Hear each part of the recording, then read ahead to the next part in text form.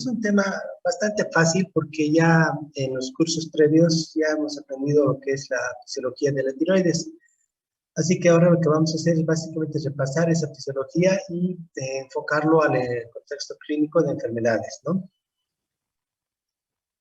Bien, solamente para recordar, la glándula tiroidea va a producir hormonas T3, T4, pero está comandada por la TSH que se produce a nivel del hipotálamo. Y la TSH al mismo tiempo está comandada por la TRH.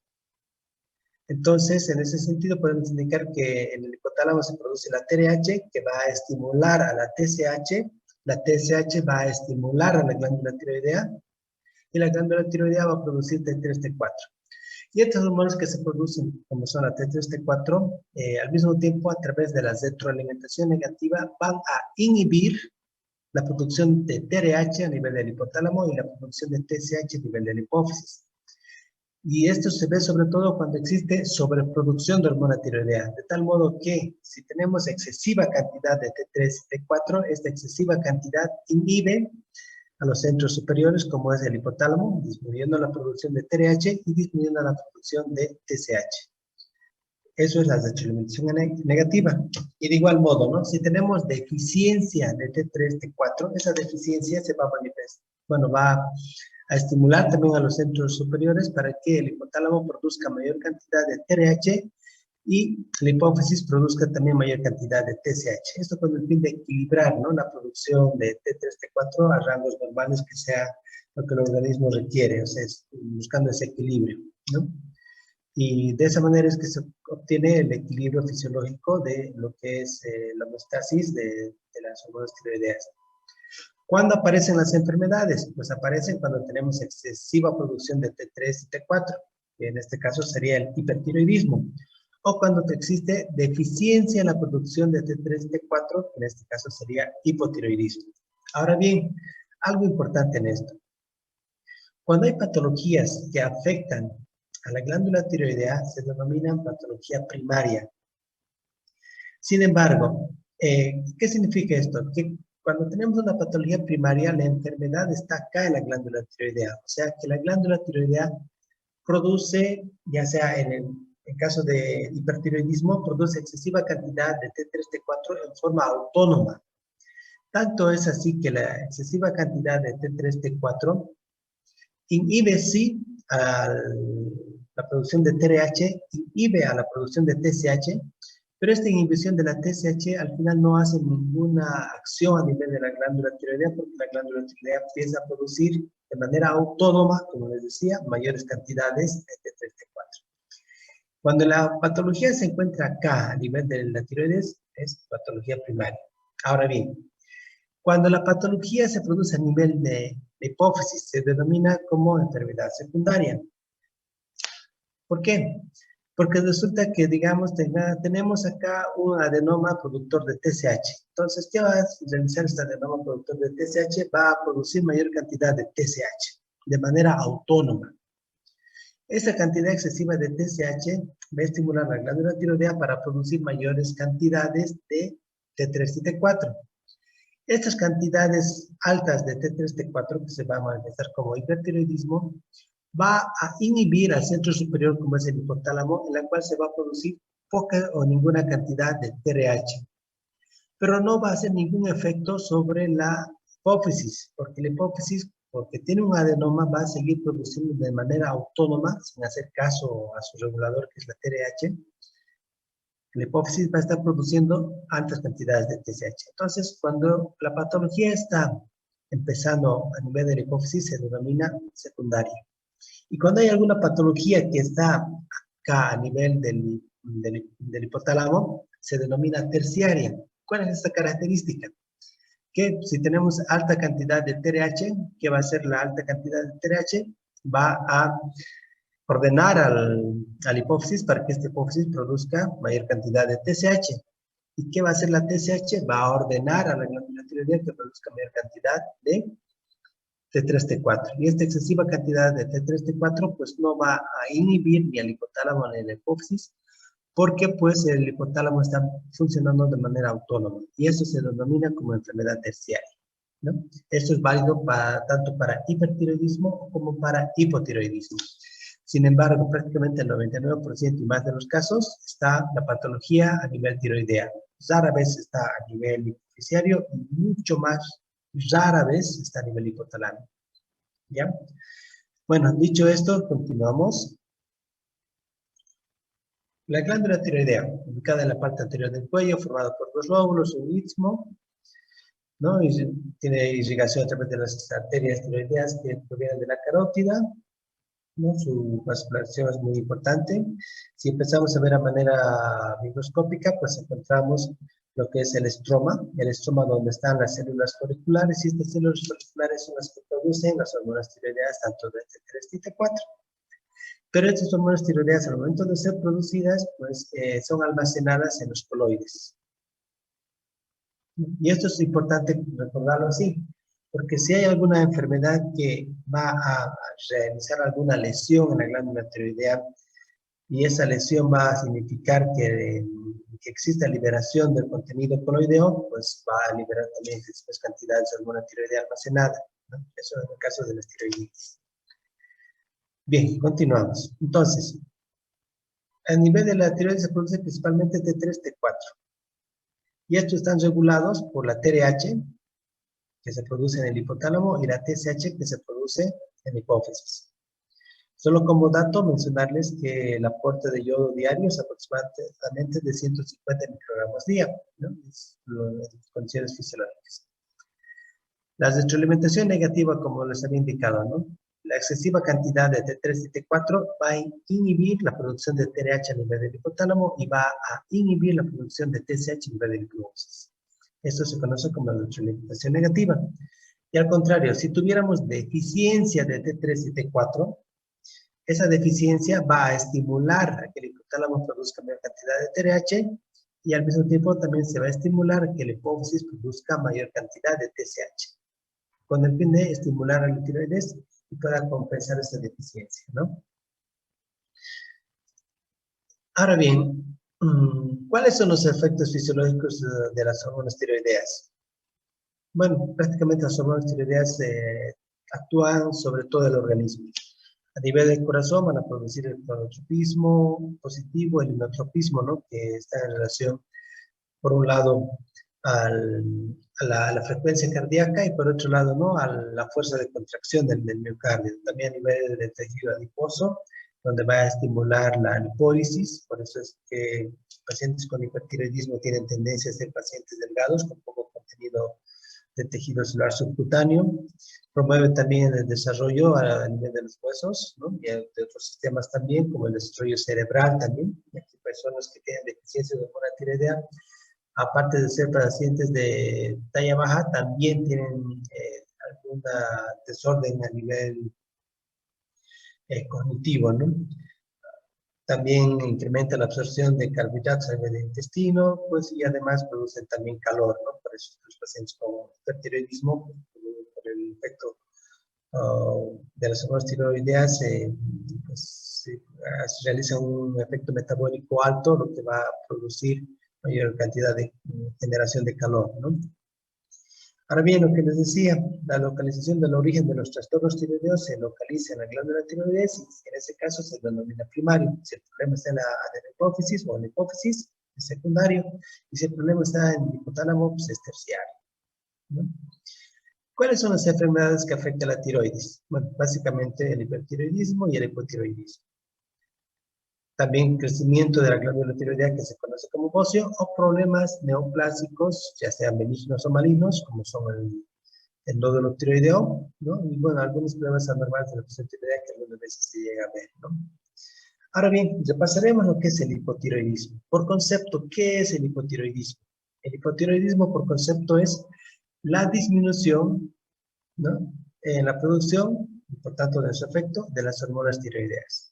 O sea, si tenemos T3, T4 bajos, tenemos T3, T4 bajos, el diagnóstico es hipotiroidismo, ¿no?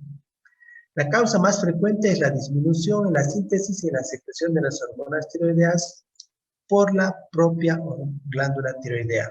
Entonces, No es frecuente tener patologías de la hipófisis que generen hipotiroidismo y mucho menos frecuente patologías del hipotálamo que produzcan hipotiroidismo. La mayor cantidad de enfermedad está localizada a nivel de la glándula tiroidea, ¿no? Y bueno, ocasionalmente existe resistencia periférica a las hormonas tiroideas, ya sea por una alteración en los receptores. Recordemos que si el receptor no se une con la hormona específica, pues entonces no hay acción de la hormona, ¿no? Esto se refiere cuando tenemos alteraciones anormales también en los resultados de laboratorio, ¿no? Un paciente clínicamente con hipotiroidismo y con hormonas tiroideas dentro de rango y pues, como dice, ¿qué pasó? Y lo que está pasando es que tenemos alguna alteración a nivel de los receptores, ¿no? Pero también estas patologías son extremadamente raras. Prevalencia. Bueno, es más frecuente en el sexo femenino en relación a los hombres, ¿no? Y que tenemos una parte que es el hipotiroidismo manifiesto como tal, y otro que es más común es el hipotiroidismo subclínico. El hipotiroidismo subclínico es cuando tenemos hormonas tiroideas por debajo del rango normal y la TSH se encuentra en rango normal. Eso es el hipotiroidismo subclínico. Ahora bien, la etiología, pues podemos tener un origen congénito, ¿no? Por un tema de una aplasia o una hipoplasia de la glándula tiroidea, o por defectos en la síntesis, en la producción de la hormona tiroidea o en la acción propia de la hormona tiroidea, ¿no? En la mayoría de los casos se debe a una disgenesia de la glándula tiroidea, ¿no? También puede existir errores congénitos en la síntesis de la hormona tiroidea, ¿no? Y bueno, y generalmente está mediado por anticuerpos frente al receptor de la TSH, ¿no? Que se produce también en casi el 5% de los recién nacidos afectados, ¿no? Ahora, dependiendo también de la etapa en la que aparece la enfermedad, por ejemplo, en personas ya jóvenes o adultas, se denomina un hipotiroidismo adquirido. De estas, las patologías más frecuentes es la tiroiditis de Hashimoto. Si bien la tiroiditis de Hashimoto en algún momento puede empezar con hipertiroidismo, a la larga siempre termina en hipotiroidismo, ¿no? También puede presentarse el hipotiroidismo por deficiencia de yodo. En nuestro medio anteriormente esta patología era muy común ya que no teníamos acceso al yodo. Actualmente esa patología por deficiencia de yodo ha ido disminuyendo ya que en los suplementos, bueno, en lo que es la sal sobre todo, ya viene con yodo, incluso la harina en algunas oportunidades se viene con hierro y en algunos casos hasta con yodo. Entonces ya no tenemos mucha deficiencia de hormona tiroidea hoy en día, ¿no? Pero en lugares del campo donde no hay mucho acceso, ¿no? Todavía sí hay alta prevalencia de hipotiroidismo por deficiencia de yodo.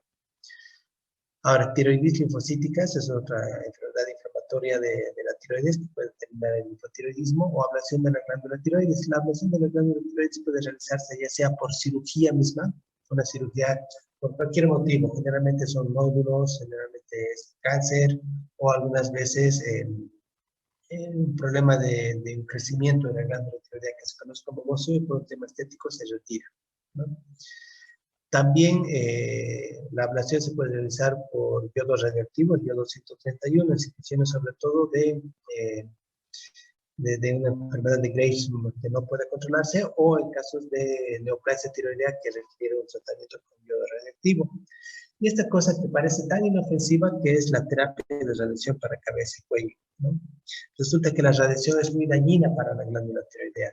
Tanto es así que incluso en los centros de radiología, donde pues, toman una radiografía de columna cervical, de tórax, sobre todo, que es la más común que se toma en los centros radiológicos, en otros países es obligatorio el uso de un collarín cervical para proteger a la tiroides de la radiación.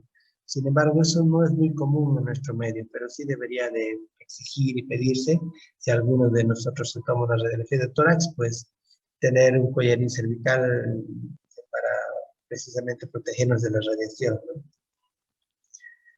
La más común entre todas estas patologías definitivamente es la tiroiditis de Hashimoto. Así que si en alguna oportunidad alguien les pregunta, ¿causa más común de hipotiroidismo? La respuesta es Hashimoto. Ahora bien, puede haber también un hipotiroidismo secundario a fármacos. ¿Cuáles son los principales fármacos que producen hipotiroidismo? Pues los fármacos antitiroideos, como el propiltiuracilo y el metimazol.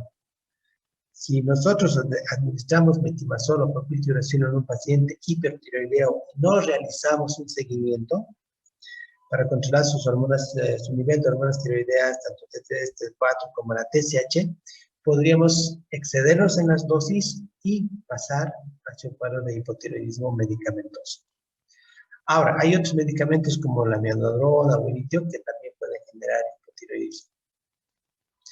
Entonces, para hacer un resumen, la etiología del hipotiroidismo, prácticamente más de 66% es de etiología autoinmune, entre ellos está Hashimoto. Posablativo, ya sea por un tema quirúrgico o por un tema de radioiodo, pues hasta 10%. Un tema congénito es raro, hasta el 1%, y un tema de fármacos es también relativamente raro, hasta el 1%. Sin embargo, hay una buena cantidad de hipotiroidismos que no se ha logrado establecer la causa, pero lo más probable es que sean también autoinmunes. Ahora bien, cuando hablamos de hipotiroidismo central, ¿no? Bueno, o mejor dicho, cuando vemos hipotiroidismo tenemos que evaluar, ¿no? Si es un hipotiroidismo primario, mejor dicho, si está a nivel de la glándula tiroidea, o si es un hipotiroidismo central. Se denomina hipotiroidismo central cuando el problema está en la hipófisis o en el hipotálamo. Por orden de frecuencia hemos aprendido que lo primero está a nivel de la glándula tiroidea, cuando es primario. Lo siguiente en frecuencia, pero raro, es a nivel de la hipófisis, que se denomina central, y el otro que se denomina también central está a nivel del hipotálamo, que es mucho, mucho más raro. Tenemos resistencia a hormonas tiroideas, que también son enfermedades raras, y por acción del yodo o fármacos, pues también, como ya hemos mencionado. Ahora bien, repasemos un poquito lo que es el hipotiroidismo central.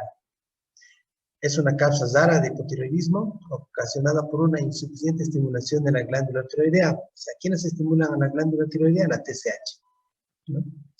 Disfunción de la hipófisis, a lo que se denomina hipotiroidismo secundario por deficiencia de producción de TSH, o una alteración hipotalámica, que es un hipotiroidismo terciario por deficiente producción de TRH.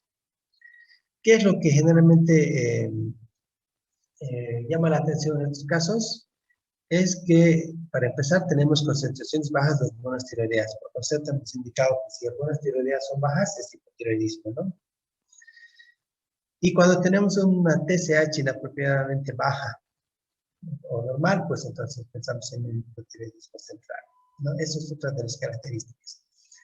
Si la TSH no se encuentra como habitualmente esperaríamos en un hipotiroidismo que tendría que estar incrementado, sino más al contrario está baja, pues pensamos en el hipotiroidismo central. Dicho de otro modo, si hormonas tiroideas, las flechas miran hacia abajo y la TSH también mira hacia abajo, prácticamente es hipotiroidismo central. ¿No? Bueno, resistencia a las hormonas tiroideas generalmente produce por una mutación. Ya se ha comentado que no es algo muy común, ¿no? En la mayoría de los pacientes existe una mutación en el gen receptor de la hormona tiroidea, ¿no? Y bueno, lo que va a interferir, ¿no?, en la capacidad de que el hormona tiroidea se una al receptor y por tanto no pueda el receptor responder de manera adecuada, ¿no?, de la acción de la hormona. Ahora bien, el hipotiroidismo primario. Cuando hablamos de hipotiroidismo primario nos referimos a patología a nivel de la glándula tiroidea y representa prácticamente más del 99% de todos los casos de hipotiroidismo. La más común, ya hemos visto que es la tiroiditis de Hashimoto, ¿no? Incidencia más en mujeres. Toda enfermedad inmunológica es siempre más común en mujeres. Artritis reumatoidea es más común en hombres o en mujeres. Enfermedad inmunológica es más común en mujeres. Lupus es más común en hombres o en mujeres. Enfermedad inmunológica es más común en mujeres. Y la enfermedad o la tiroides de Hashimoto, pues es también una enfermedad autoinmune y también es más común en mujeres. Generalmente aparece entre la cuarta y sexta décadas de la vida y se debe sobre todo a una destrucción apoptótica paulatina de las células tiroideas por un trastorno autoinmune, ¿no? Y al mismo tiempo, al ser un tema autoinmune y crónico, vamos a tener una infiltración linfocitaria de la tiroides, ¿no?, y además de anticuerpos antitiroideos.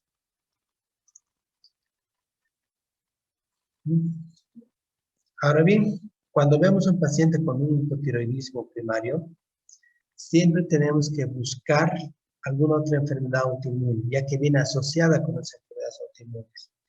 Entonces, dicho de otro modo, si tenemos un paciente con hipotiroidismo, tenemos que buscarle si acaso no tiene lupus, si acaso no tiene artritis reumatoidea, si acaso no tiene Sjögren, ¿no? En fin. De igual manera, ¿no? Si un paciente tiene lupus, de todos modos tenemos que investigarle si no tiene hipotiroidismo. Si un paciente tiene artritis reumatoidea, de igual modo tenemos que investigarle que si acaso no tiene hipotiroidismo. Entonces, las enfermedades autoinmunes, muchas de ellas cursan con hipotiroidismo. Al tema del yodo. La causa de yodo es una causa común de hipotiroidismo, ¿sí? Sobre todo en lugares donde existe deficiencia de yodo en la dieta, ¿no? Y su manifestación clínica más importante, aparte del hipotiroidismo, es pues el bocio. Y el bocio se produce sobre todo porque al tener T3, T4 bajos, que son hipotiroidismo, pues la TSH siempre va a estar alta. Entonces, ¿qué va a hacer la TSH? Va a provocar un aumento en el tamaño de la glándula tiroidea. Por eso es que se va a producir el bocio, por una sobreestimulación de la TSH. Porque esa sobreestimulación de la TSH va a hipertrofiar la glándula tiroidea, pero no va a lograr compensar la deficiente producción de hormona tiroidea, ¿no? Por tanto, siempre todo el tiempo va a estar incrementado la TSH. Ahora bien, resulta también que la terapia con el yodo radioactivo, sobre todo en pacientes que tienen patología tiroidea oncológica, ¿no? O algunos pacientes que tienen enfermedad de Graves que sean de difícil manejo farmacológico, o pacientes que tengan algún problema de tumores o adenomas tiroideos hiperfuncionantes, o pacientes que tienen bocio tóxico multitumoral, frecuentemente se usa yodo radioactivo, lo cual va a generar y va a causar en todos los pacientes hipotiroidismo por destrucción de la glándula tiroidea. Fármacos. Bueno, la amiodarona. La amiodarona es un medicamento farmacológico utilizado para alteraciones cardiovasculares, sobre todo de tipo de arritmias, ¿no? Y bueno, puede llegar a producir hipotiroidismo y en algunos casos también puede llegar a producir hipertiroidismo, ¿no? Ya que en su estructura química pues tiene, ¿no? un yodo en su estructura química, lo que puede causar, ¿no? una disfunción tiroidea por sobrecarga de yodo. Y esta sobrecarga de yodo puede generar tanto hiper como hipotiroidismo. Generalmente causa, pero hipotiroidismo. Y cuando causa hipertiroidismo, es sobre todo por un tema de una inflamación de la glándula tiroidea, ¿no? Sin embargo, nuevamente, lo más frecuente es que produzca hipotiroidismo. Interferón alfa también puede producir hipotiroidismo, ¿no? Ahora bien, tenemos también el litio, que también puede producir hipotiroidismo. Y causas infecciosas, ¿no? Que pueden también producir hipotiroidismo. Eso vamos a ir viéndolo en otra clase para ver el tema de las tiroiditis agudas, subagudas y las tiroiditis crónicas, ¿no? Y cuando es de causa infecciosa, hay algo a tomar en cuenta. Generalmente son virales que afectan la vía respiratoria, como la influenza, incluso el sarampión, que se transmite a través de vía respiratoria, adenovirus, los ecovirus, virus de la parotiditis, Epstein-Barr, en fin, ¿no? También puedes participar de algún cuadro infeccioso inflamatorio, neumocistis ovesi, que anteriormente lo conocíamos como neumocistis carini, en pacientes con infección por VIH, ¿no? Y claro, en pacientes con infección por VIH también podríamos sospechar de infecciones por micobacterias, ¿no? O sea, tuberculosis. Ahora bien, los síntomas de un hipotiroidismo. Si tenemos hipotiroidismo, la sintomatología va a ser que va a descender todo aquello que tenga que ver con actividad metabólica. Por concepto hemos dicho que las hormonas tiroideas van a estar bajas. Los síntomas, ¿cuáles van a ser? En este momento vamos a admitir a los estudiantes los síntomas de hipotiroidismo: depresión, fatiga, lentitud al habla, aumento del peso, intolerancia al frío, estreñimiento, alteraciones de la piel, disfunción de la frecuencia cardíaca, sobre todo hacia la bradicardia, hipotensión y en algunos casos hasta anemia, ¿no? Sin embargo, estos síntomas no son específicos de hipotiroidismo, ya que una persona, digamos, tiene un problema sentimental y puede cursar con depresión, ¿no? Un paciente puede tener algún problema de de cardíaco y que puede manifestarse como fatiga, o pulmonar también puede manifestarse como fatiga. Puede haber aumento de peso, pues no todo aumento de peso es relacionado al hipotiroidismo. La primera causa de aumento de peso es el tema dietético, ¿no? Intolerancia al frío, pues tampoco no es un tema de que todo el paciente que tenga intolerancia al frío o estreñimiento tenga hipotiroidismo. Por tanto, los síntomas de un hipotiroidismo no son muy específicos. Sí nos permiten hacer la sospecha clínica, pero no nos confirma el diagnóstico. El diagnóstico va a ser principalmente por laboratorio. Ahora, la causa del hipotiroidismo, autoinmune, congénito, secundaria asociación de yodo radioactivo, secundaria asociación fluorídica o algunos fármacos como ya hemos visto, ¿no? El diagnóstico clínico no es. El diagnóstico es sobre todo por determinación de los niveles de hormona tiroidea. El tratamiento, pues es simple. Si tienes deficiencia de hormona tiroidea, ¿qué se hace? Pues se le da suplementación o sustitución de las hormonas tiroideas con levotiroxina. ¿Requiere cirugía? Pues solamente en los casos donde tengamos bocio, o sea, un crecimiento de la glándula tiroidea, ya sea por un tema estético o ya sea por un tema de una compresión local, ¿no? De las estructuras que tenemos en el cuerpo. Entonces, el hipotiroidismo es así, de sencillo. Bueno, para hacer un tema comparativo solamente, ¿no? El hipertiroidismo es todo lo contrario, ¿no? Algunas tiroideas se encuentran incrementadas, los síntomas, pues es todo lo contrario. Hay insomnio, palpitaciones, taquicardia, temblor en las manos, nerviosismo, pérdida de peso, intolerancia al calor, caída de cabello, sudoración excesiva, en fin. La causa, pues, en hipertiroidismo, cuando veamos hipertiroidismo, también es autoinmune y la mayor parte de los casos es por la enfermedad de Graves, ¿no? Y otras, pues, adenomas o inflamación de la tiroides, sobre todo en la primera fase inflamatoria, como son las tiroiditis. El diagnóstico en hipertiroidismo es mucho más fácil poder detectar a un paciente con hipertiroidismo, ¿no? Porque clínicamente es muy sugerente, incluso tienen exoftalmos, ¿no? Como es en la enfermedad de Graves. Sin embargo, la confirmación lo vamos a tener a través de dosificación de hormonas tiroideas, ¿no? Y además, en algunos casos, incluso estudios de imagen, porque después de encontrar un paciente con hipertiroidismo, vale la pena siempre hacerles un estudio de imagen a nivel de la glándula tiroidea, ya sea como ecografía de glándula tiroidea, o también podemos hacerle una gamografía de glándula tiroidea para ver qué tan activa es la glándula tiroidea, ¿no? Bueno, el tratamiento, pues, también es relativamente sencillo. Si es un problema primario, secundario o terciario, el tratamiento va a seguir siendo el mismo. Bloqueo de refuerzo de la glándula tiroidea, ¿no? Con las tiramidas, ya sea con el propiltiroxino o con el metimazol o con el yodo radioactivo. Y si requiere cirugía en casos de hipertiroidismo, pues actualmente no, pues logramos controlar con los medicamentos. Pero si es un problema de nódulos o es un problema sospechoso de neoplasia, pues termina generalmente en cirugía, ¿no? Bien, la clínica del hipotiroidismo, como les decía, es muy variable, dependiendo de la edad de inicio, la duración y la gravedad de la deficiencia de la tiroidea. Los síntomas son muy inespecíficos, como ya hemos visto. Lo que podemos encontrar en algunos casos es el bocio, particularmente en pacientes con deficiencia de yodo, ¿no? Podemos encontrar también bradicardia o alguna alteración en los reflejos tendinosos profundos, como es una fase de relajación retardada.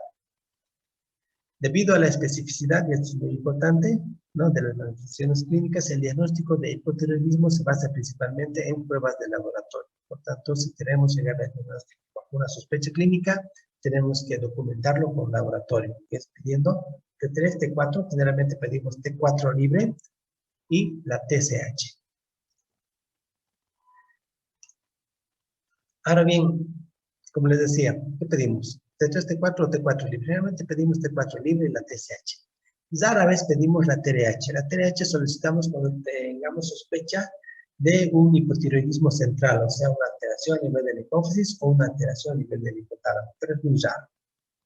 Otros estudios, pues prácticamente lo que habíamos ido comentando, ¿no? La ecografía de la glándula tiroidea que nos va a permitir ver la estructura que tiene la propia glándula. Y en algunos casos podemos solicitar también una gamografía de glándula tiroidea, pero con una ecografía estamos hechos. El hipotiroidismo primario, o sea, cuando el problema está a nivel de la glándula tiroidea, ¿por qué se caracteriza? Para empezar, por un tema de hormonas tiroideas bajas. Y la elevación de la TSH. Eso es la característica de un hipotiroidismo primario. ¿Por qué va a estar alto la TSH? Pues porque la hipófisis va a responder a esa deficiencia de hormona tiroidea a través de la desalimentación negativa, ¿no? Ahora, hay un cuadro o un tema clínico específico. ¿Qué pasa cuando tenemos T3 o T4, ¿no? De baja y tenemos la TSH normal? Pues eso se denomina como un hipotiroidismo subclínico. Ahora bien, el hipotiroidismo central se caracteriza, ¿no? Porque tenemos para empezar T3, T4 bajos y la concentración de TSH también se encuentra bajo, ¿no? O sea que no está elevada. Porque normalmente la TSH tendría que responder con mayor producción en sí para compensar la deficiencia. Pero si el problema es a nivel de la hipófisis, pues la TSH también va a estar bajo, ¿no?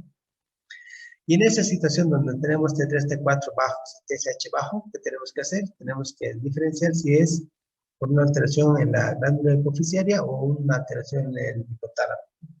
Entre estas dos, pues por orden de frecuencia es la hipófisis y rara vez es el hipotálamo. Bueno, para repasar nuevamente el tema de la desalimentación negativa y el tratamiento. ¿El tratamiento con qué se va a realizar el tratamiento? Pues sencillo. Si es deficiencia de hormona tiroidea, pues simplemente damos sustitutos de la hormona tiroidea como es la levotiroxina. En endocrinología es más fácil tratar deficiencias que excesos. Por tanto, en hipotiroidismo es fácil compensar la deficiencia con levotiroxina, ¿no? Las dosis van variando, ¿no? No todo paciente va a requerir la dosis exacta, las dosis pueden ir variando desde 25 microgramos día hasta aquel que tenga deficiencia total de la producción de hormona tiroidea por la glándula tiroidea, ya sea resecada en forma quirúrgica o ablativa por radioyodo. Ellos requieren incluso hasta 150 microgramos día. Por tanto, la dosis va a ir variando desde 25 microgramos día hasta 150 microgramos día, ¿no? ¿Cuánto empezamos? Pues depende mucho de qué tan baja o qué sean las hormonas tiroideas, ¿no? El seguimiento, pues es simple. Tenemos que buscar la normalización de la T4 libre y tenemos que buscar la normalización de la TSH. Ahora bien, si hacemos un tratamiento, tenemos riesgo de que se nos complique. ¿Qué complicación podríamos tener al tratar a un paciente con hipotiroidismo? Pues pasarnos en la dosis y terminar con hipertiroidismo. Esa sería la complicación, ¿no? Bien, hasta acá no sé si alguien tiene alguna pregunta o alguna duda. No, doctor. No, doctor. Bien, el examen, si fuera la próxima semana, ya estaríamos dando hasta acá. Y el microparcial, prácticamente estaríamos dando solamente patología de la glándula hipofisiaria, o sea, del eje hipotálamo hipofisiario y introducción a la endocrinología, ¿ya? Bien.